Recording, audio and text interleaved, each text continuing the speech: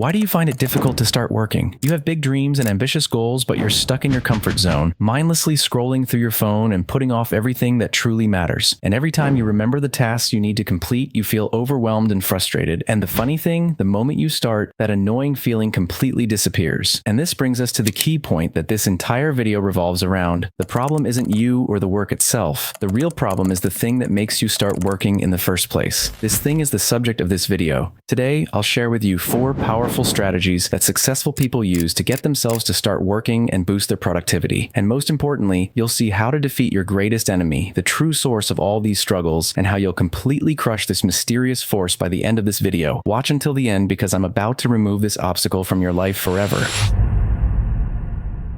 Look, as I told you, the problem isn't with you, the problem is with your lazy brain. It always chooses the easy and enjoyable actions over work and productivity. How many times have you wanted to start a task, but you felt an overwhelming sense of boredom and disgust? So you ended up doing it half-heartedly, without real effort, and before you knew it, you were back to scrolling through Instagram, reel after reel, until you realized that time had passed and you had accomplished nothing. That's just how the human brain works. All it cares about is pleasure and comfort. Naturally, it prioritizes enjoyment, choosing to stay at home instead of going to the gym, or playing video games instead of completing an important task. That's why these strategies are designed to trick your brain into working without completely taking away its sense of pleasure. You may have realized by now that your evil enemy is your lazy mind, and you're going to defeat it by the end of this video. Strategy number 1, start in the easiest way possible. When you think about the tasks you have for the day, they often seem overwhelming and impossible to complete. For example, let's say you need to work out today. Your brain, in an attempt to steer you toward easier and more comfortable activities, paints an ugly picture of this task. Suddenly,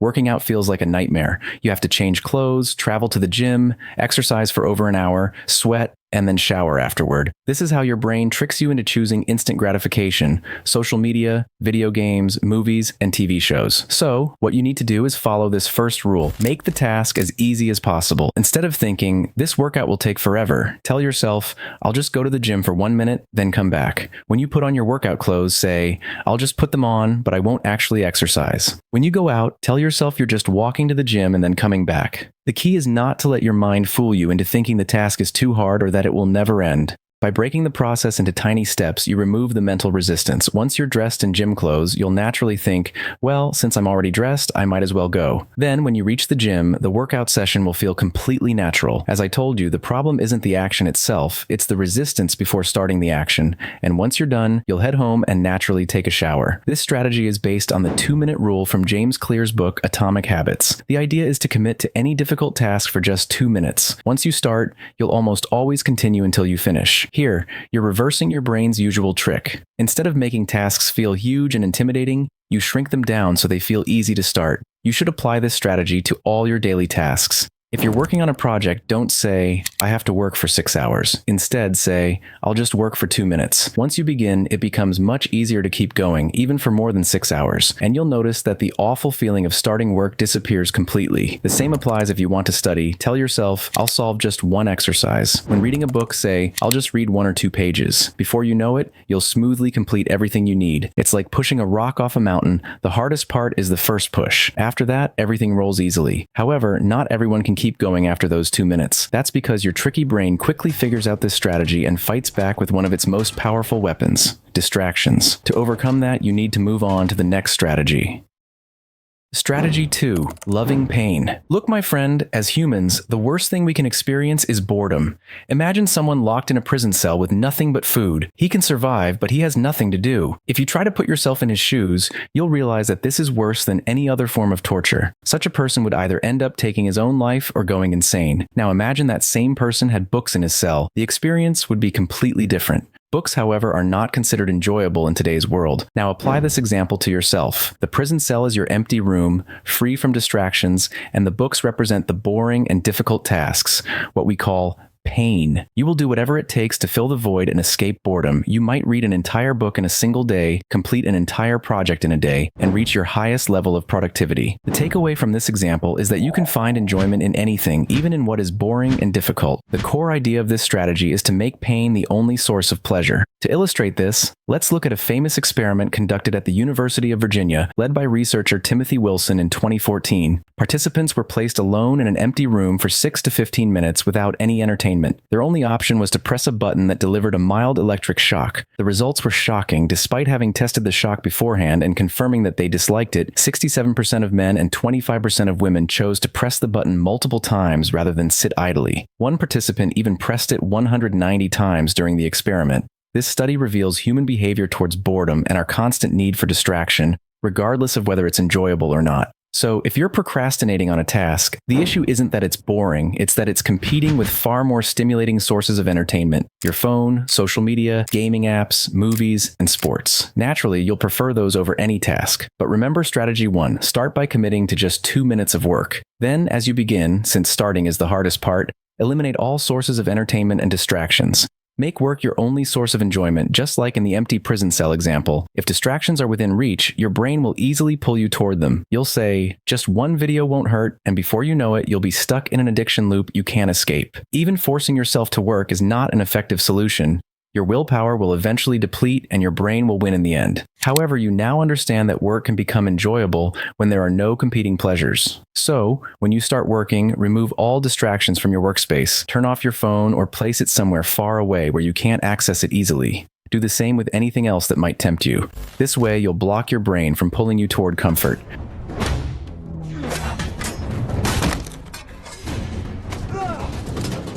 But your brain won't give up so easily. You can't eliminate distractions forever, so it will strike back in a way that's much harder to resist, through time. After a while, you will gradually slip back into your comfort zone and old habits. Trust me, no matter how hard you try to cut off distractions, they will always find their way to you. You don't seek them out, they come to you. Strategy 3, the reward.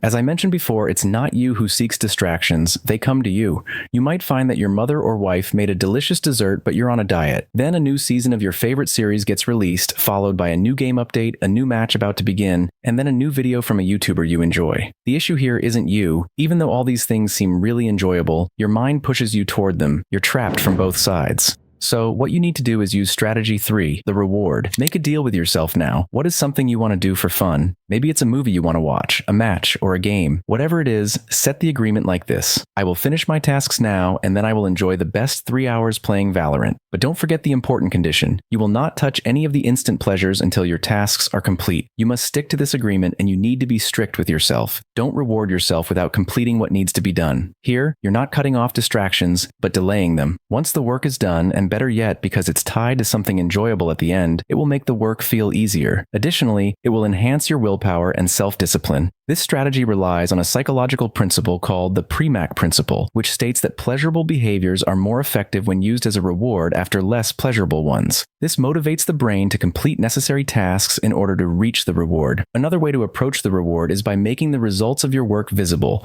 For example, the results of working out at the gym take time to show. You won't feel the reward immediately, but in the long term, the change will come. To make the reward visible, you can look at your weights and the number of repetitions after each workout. If you see an increase in weights or reps, that's a clear sign of progress. This becomes a reward for your persistence in training. For instance, write down your weights after each session, and when you notice that they've increased, you can see your results without waiting for body changes. This will motivate you to continue increasing the weights, bringing you closer to the body you want. You can also plan your day and list your tasks. Once you complete a task, you can cross it off, which is another way to reward yourself and see results in the short term. Through this strategy, you reward yourself by seeing the results of your work, and at the same time, you reward yourself with any enjoyable activity since you've worked hard and completed your tasks for the day. In this way, you're attacking your brain with its own weapon and responding with a powerful counterstrike, which makes it lose control.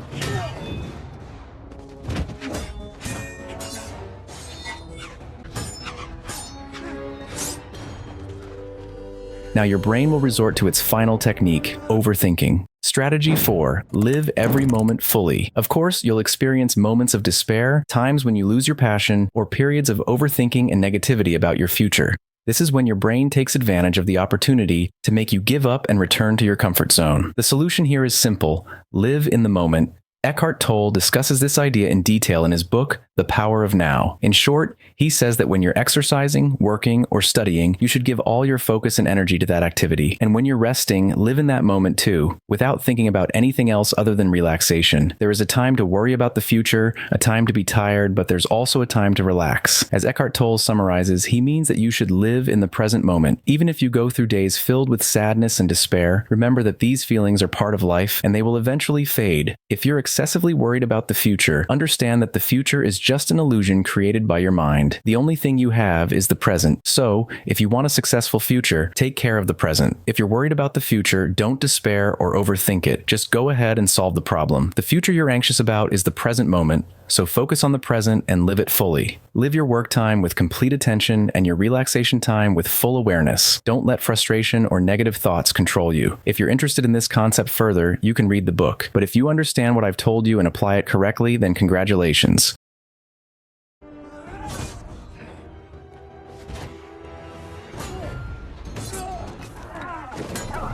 Get up, Prince of Troy. Get up.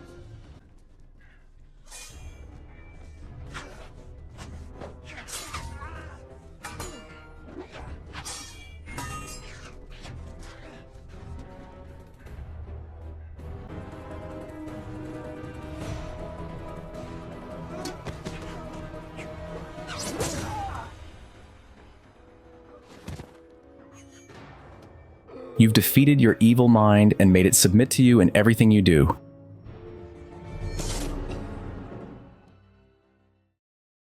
In the end, my dear follower, I need to tell you that reaching this part of the video means that you are no longer a child. You no longer need someone to stand beside you and tell you what to do and what not to do. Stop thinking in this childish manner. You are the one who controls yourself. You organize your time and your life. You choose what needs to be done and what doesn't. You are the one who punishes and reproaches yourself if you do something wrong. This is maturity. You are the master of yourself, and you make the decisions. If you want more information on this topic, you can watch this video where I explain pain in more depth and clarity so you can make it a part of your identity. Thank you for watching, and goodbye.